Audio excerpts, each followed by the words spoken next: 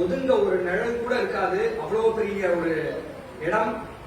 அங்க அடிச்சுட்டே இருப்பான், நடக்க வச்சு. தாகம் பசியில தாங்க முடியாம மூர்ச்சையாகி கீழே விழுவான். தண்ணி தெரிச்சு எழுப்பி திருப்பியும் அதை பண்ணுவான். அப்படி ஒரு நரகம் உண்டு. அது பேர் தாமிஸ்ரம். அதை ஏன் எல்லாரும் அடையிறார்?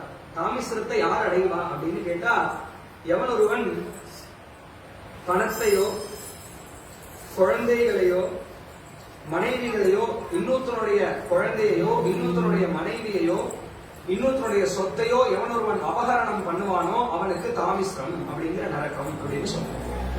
அடுத்தது அந்த தாமிஸ்ரம். இப்படி சொல்லிட்டே போறார்.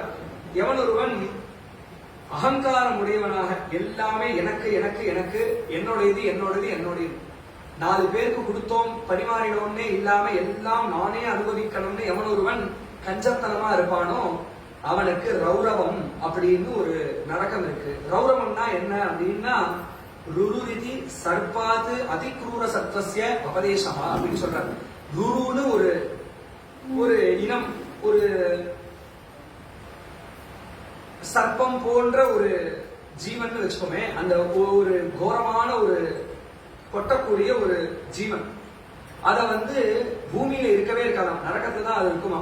ஆனா அது என்னன்னு புரிஞ்சுக்கணும்னா, சர்ப்பத்தை விட விஷம் அதிகமான கிருமிக்கு ருருன்னு பெயர். அந்த கஷ்டத்தை அனுபவிக்கிறதுனால அதுக்கு ரௌரவம் அப்படின்னு பெயர்னு சொன்னார். அதே மாதிரி எவன் ஒருவன் இந்த உலகத்துல உயிரோட இருக்கக்கூடிய ஜீவன்களை அதை உயிரோட இருக்கும் பொழுதே அது ரெக்கையை வெட்டுறது, அது காலை வெட்டுறது, தலையை வெட்டுறதுன்னு எவன் பண்றானோ அவனுக்கு கும்பி பாக்கத்துல உயிரோட அவனை ஒரு பெரிய எண்ணெய் சட்டியில எண்ணெயில போட்டு வெறுப்பா. அது பேர் கும்பி பாகம் அப்படிங்கிறார்.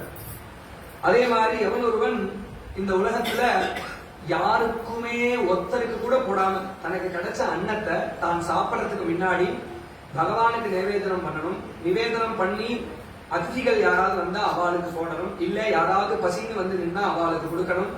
அது கூட முடியலன்னா ஒரு காக்காச்சு ஒரு நாய்க்காச்சு பலி போட்டுட்டு சாப்பிடணும். அது கூட பண்ணாம எவன் ஒருவன் சமைச்சு வச்சு அவன் மொத்தனே சாப்பிடுவானோ அவனுக்கு கிருமி போஜனம் அப்படின்னு சொல்லக்கூடிய நரகம் கிடைக்கும். பெரிய குளம் இருக்குமா, பல ஏக்கர் கணக்குல அந்த குளத்துல அவன் இறக்கி விட்டுருவாளாம். எங்க பார்த்தாலும் ஒரே கிருமி அவனை கடிச்சு சாப்பிடுவான் அதெல்லாம் அப்படின்னு சொல்றார். இந்த மாதிரி நிறைய நரக்கங்கள் சொல்றார். எவன் ஒருவன் அதே மாதிரி இந்த உலகத்துல பொய் சொல்றானோ, பொய் சொல்றான்னா நல்ல வேலை சாதாரணமா பொய் சொன்னா பரவாயில்லையாம். எந்த மாதிரி பொய் சொல்லக்கூடாது, எவனுக்கு இந்த அயப்பானம்னு சொல்லக்கூடிய நரக்கம், ஈயத்தை காய்ச்சி வாயில விடுவாங்க யமகிங்கரர்கள்லாம். இது யாருக்கு கிடைக்கும் அப்படின்னு கேட்டா, சாட்சியே அமிர்தம் வதத்தி அப்படின்னு சொல்றாரு. ஒரு பெரிய கோர்ட்டு ஜட்ஜு உட்கார்ந்து இருக்கா, வக்கீல்லாம் இருக்கா, இவன் அங்க சாட்சி கூண்டுல நிறுத்திருக்கா. இவன் அவன் இத பண்ணினதை நான் பார்த்தேன்னு சொன்னா அதை அடிப்படையா வச்சு இவனுக்கு மரண தண்டனை. அந்த இடத்துல இவன் பொய் சொல்லுவானாகில் அவனுக்கு அந்த அயப்பானம் அப்படிங்கிற ஒரு நரக்கம் உண்டு அப்படின்னு சொல்றான். அதே மாதிரி எவன் ஒருவன் விவகாரம் பண்ட பரிமாற்றம், அதாவது வியாபாரம் பண்றச்சே அந்த பொருள் வித்து போனோம் அப்படிங்கிறதுக்காக பொய் சொல்லி தலையில கட்டுவானோ அவனுக்கும் இந்த நரகம் உண்டு அப்படின்னு சொல்றார். அதே மாதிரி எவன் ஒருவன் தானம் வாங்கிக்கிறச்சே அவனுக்கு நிறைய தானம் பண்ணியிருப்பான், இருந்தாலும் இன்னும் கொஞ்சம் வேணுங்கிறதுக்காக எனக்கு தரலேன்னு பொய் சொல்லி வாங்கிப்பானோ இந்த மாதிரி பண்றவர்களுக்கெல்லாம் இந்த நரகம்னு சொல்லி விசேஷமா சொன்னார்.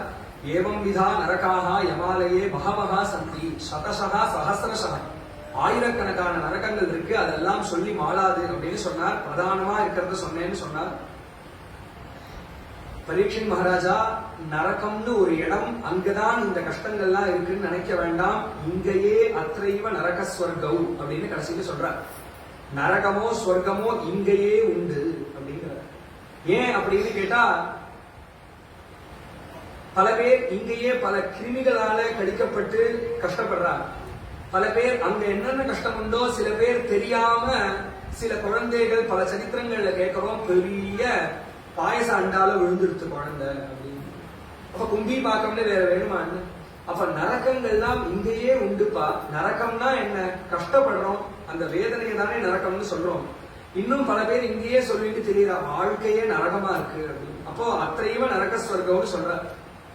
இப்படி சொல்லி எல்லாத்தையும் முடிச்சார். இத பஞ்சமஸ்கந்தம் இதோட பூர்த்தி ஆகுது.